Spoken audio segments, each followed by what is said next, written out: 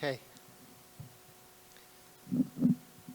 So I publish Global Water Intelligence, which is a magazine which tries to report on all of the major water projects which are happening around the world. So companies like yours can find ways into selling into those projects. And I also publish a database of all the size and growth rates of water markets around the world. So if you are interested in accessing international opportunities in the water industry, I can try to help a little. And I will give some ideas in my presentation this afternoon. I think that the first thing to remember if you are thinking of expanding internationally is that there are two things that you have to watch. The first thing is which markets are most accessible for foreign companies, and secondly, where is the opportunity, or where is the best opportunity in those markets. And I would say, first out, that America and Europe are both quite difficult markets for international companies to enter. America has a strange procurement system, which they call design, bid, build, which gives a lot of power in procurement to local engineers and local equipment supply representatives, which makes it very difficult for a foreign company to sell into those markets. And in Europe, although we have a free market within the different countries, they still seem very effective at keeping out foreigners from those countries.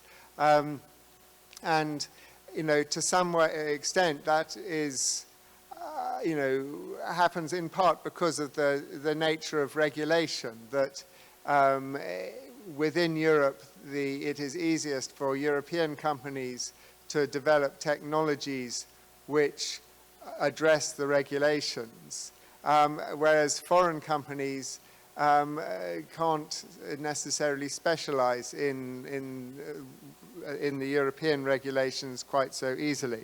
So in general, I would say that the markets where people find the most opportunity are in the Middle East, in Southeast Asia, and in Latin America. And that is because the local suppliers are less well developed, and although basic equipment such as pipes and valves may be supplied locally, more complicated water and wastewater treatment equipment plus digital systems you know, have less local supply alternatives. So these are really where the opportunities are. Now, as I say, you know, it's always difficult to enter a market from a standing start, and you need to look out for the things which are driving change in those markets, because change creates opportunities for new entrants. So the first big change which is happening is climate change, and this is some data that we put together recently that shows that in terms of climate change adaptation, 69% of it will have to be in the water sector, because if you analyze the insurance returns of all the damage caused by weather events, you see that actually water plays a huge role. 69% of the losses relating to climate change are losses relating to water. And that's both on the wet side of climate change and the dry side of climate change. And I think that this challenge is only going to grow. We crossed the 1.5 degree global warming target last month on a 12-month trailing basis. And that means that the effects of climate change on the water cycle will accelerate, and we will see more and more water-related crises which will require both businesses and governments to accelerate their investment. And so I would say that that is really the first opportunity to look at. And my hunch is that actually we have quite good solutions for the dry side of climate change. That we know about desalination and we know about water reuse. We have very few good solutions for the wet side. That flooding and flood management is something which I think we'll see a lot of opportunities, for example, for data and remote monitoring and control relating to flooding, because that is going to become a much bigger challenge in future. The next point that I would make is quite an unusual one, and I think that it grows out of the previous presentation. We heard how the American government has put a lot of money into the American water infrastructure sector, and there is not the capacity to build all of the infrastructure that is needed without pushing up prices. And in general, globally, I think we are seeing very high project price inflation, much higher than normal consumer price inflation. And if you look around the world, you will see that the cost of delivering a large water project is probably around 30% higher than the cost of the pre-pandemic cost. And that's got some interesting causes. It's not totally clear which are the most important ones, but you know, wherever you look, we are seeing tenders being published, and you know, 5 years ago, a tender might attract 5 or 6 bidders, and now it may only attract 1 bidder or maybe no bidders. And this is because there has been a bit of a withdrawal of the international EPC contractors from the market. And you can see that also here in Korea. For example, Doosan used to be very active internationally, and it has become very inactive internationally. And we hardly see Doosan anymore. I would say also Samsung Engineering and GS, E&C have become less aggressive in their international expansion.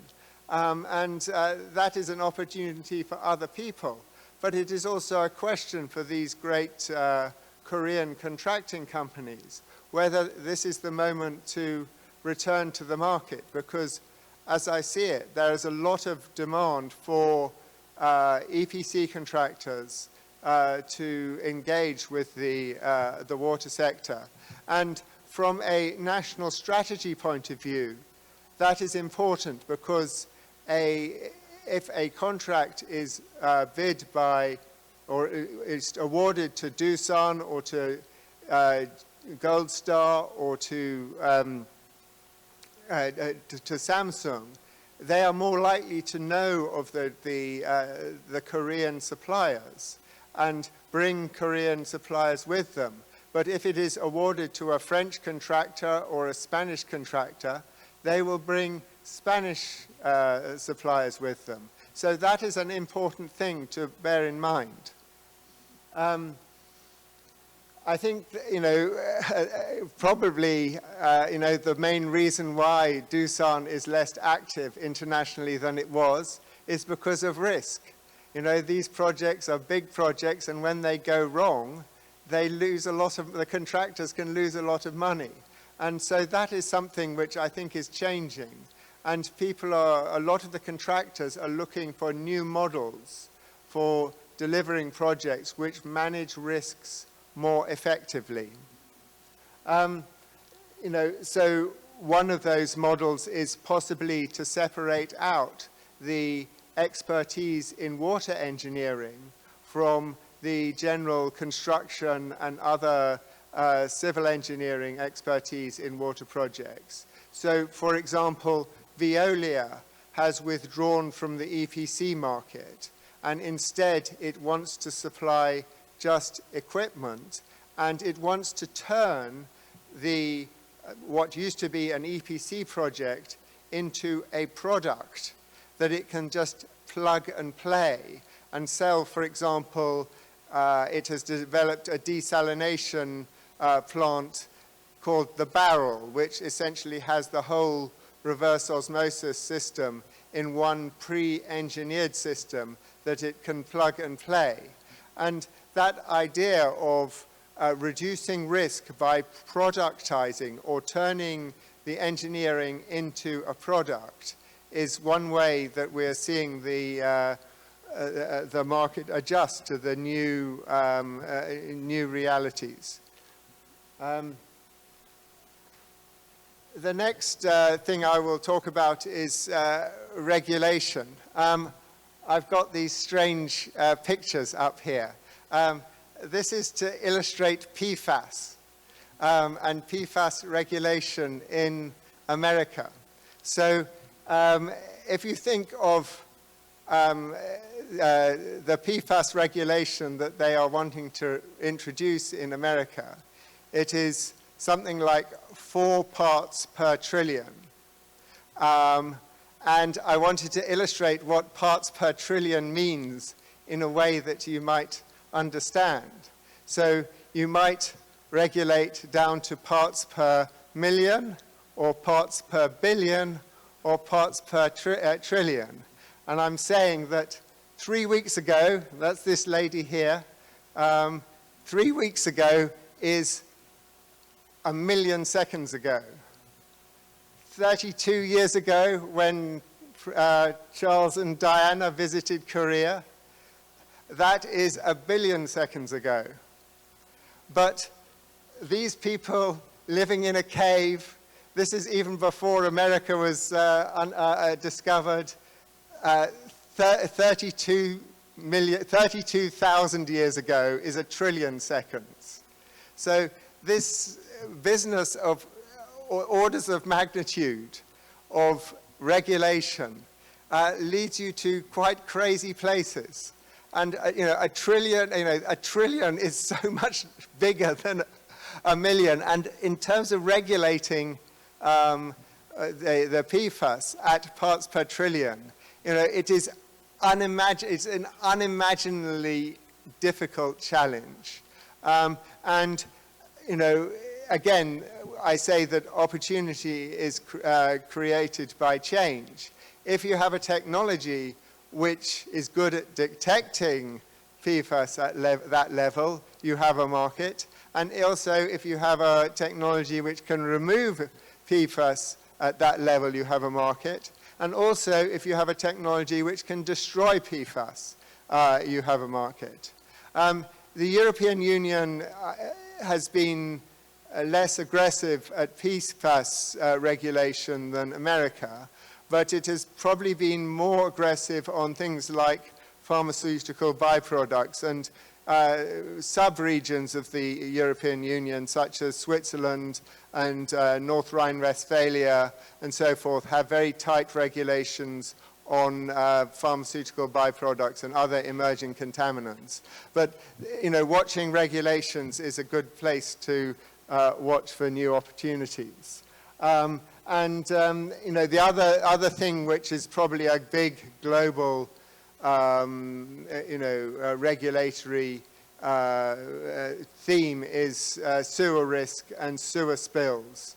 As climate change makes rainfall more intense, we're seeing more difficulties with sewers overflowing into rivers, and digital systems and so forth which anticipate that and allow and make it possible to manage water within the network rather than have it overwhelming the wastewater treatment plant is something which is creating new markets. Right, this is another thing which I think is sort of potentially interesting from a Korean perspective. This divide between public finance and private finance is sort of becoming more blurred. And I'll give you, some examples of this. Here I've got a picture of this is Sustainable Water Service Solutions Company in Abu Dhabi. This is the Abu Dhabi State Wastewater Company has decided that it is going to compete on projects alongside or in competition with commercial contractors and developers, in other countries. So, this is particularly difficult where these projects are privately financed and the government of Abu Dhabi is bringing the finance as well as the project structuring expertise to build these projects. And that is sort of somewhat alarming for competitors. Recently, in Spain, I mean, there was the Spanish government, ICEX,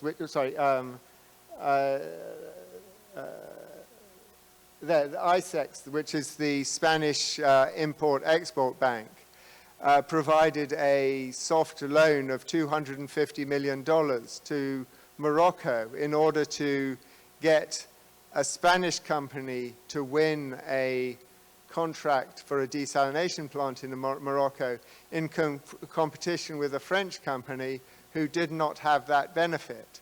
And so we're seeing a lot more of this, state capitalism involved in supporting international expansion. Now, I bring this up because obviously in Korea you have K-Water, which is quite involved in the international market in advising on projects. And I think also you have the sort of Kexim Bank, which has in the past been quite involved in supporting projects.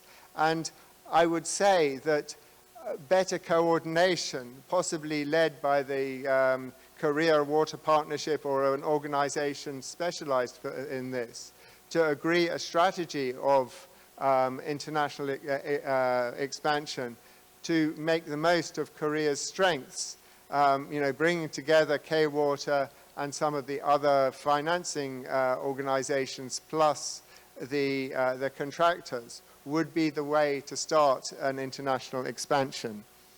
I would then just finally say that private finance is becoming a big driver in developing markets because Bank, sorry, I pushed the wrong button again.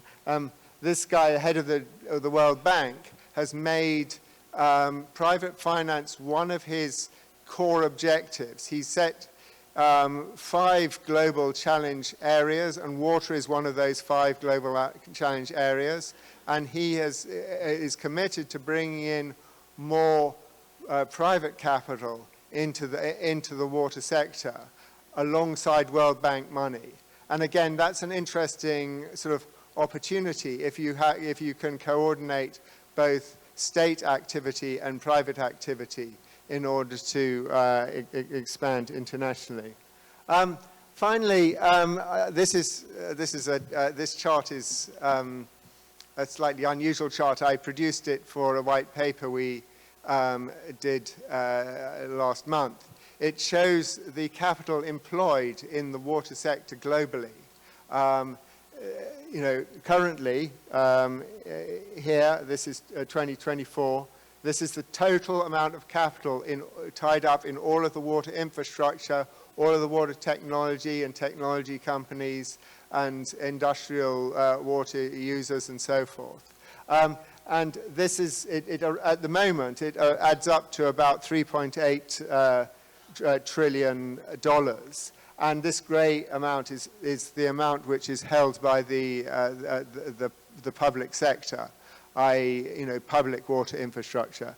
And then this figure here shows where we think it will go in 2034 as a result of the response to climate change and the fact that water will become the largest global investment theme over the next decade in response to the fact that climate change is largely felt through the water sector.